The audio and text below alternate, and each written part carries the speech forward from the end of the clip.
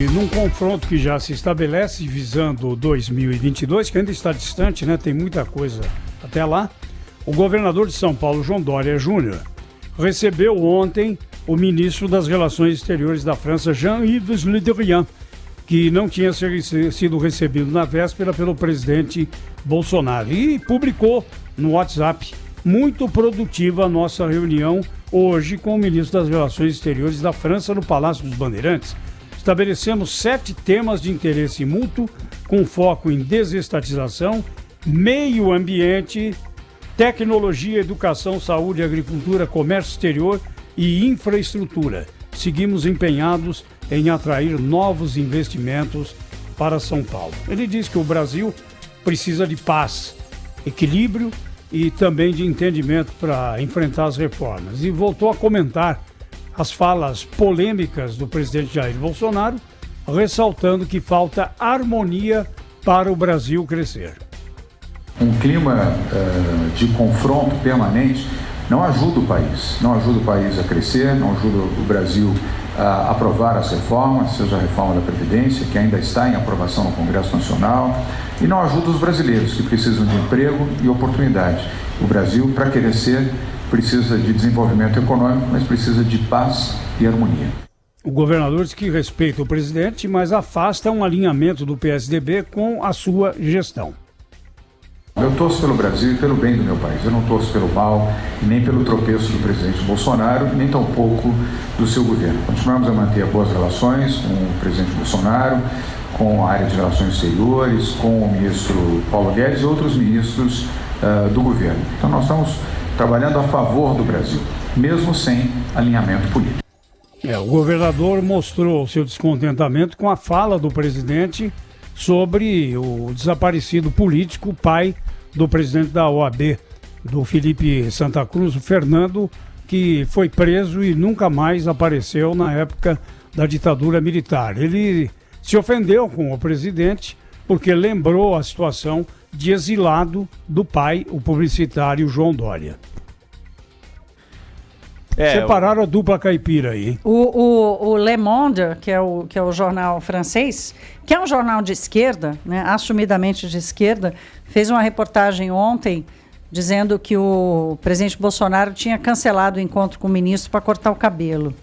Eles têm tratado o presidente Bolsonaro assim como uma personagem esquisita. Agora, o primeiro-ministro francês, Emmanuel Macron, tem feito algumas exigências para aprovar na França o acordo entre a União Europeia, né? E o presidente francês, Emmanuel Macron, tem feito algumas exigências para aprovar o acordo União Europeia-Mercosul na França, que são questionáveis, né? A França, a Thaís sabe disso melhor do que todos nós aqui, sempre fala no assunto.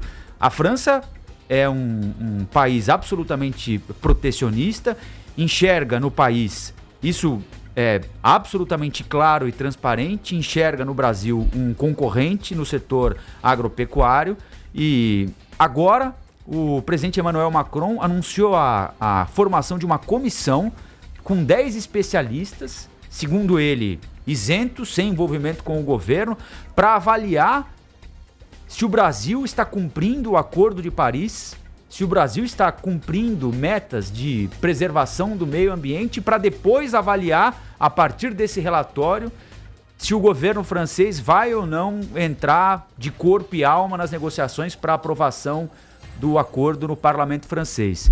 Ou seja, o que o governo francês faz é colocar o governo brasileiro claramente contra a parede, dizendo o seguinte: olha, tem uma comissão externa te avaliando aqui. Se você não fizer o que eu entendo ser o correto, nós não aprovamos o acordo. Primeiro, como se o acordo só fosse bom para o Brasil, não fosse bom para a França também. Como se o acordo não tivesse dois lados. Qualquer acordo tem dois lados.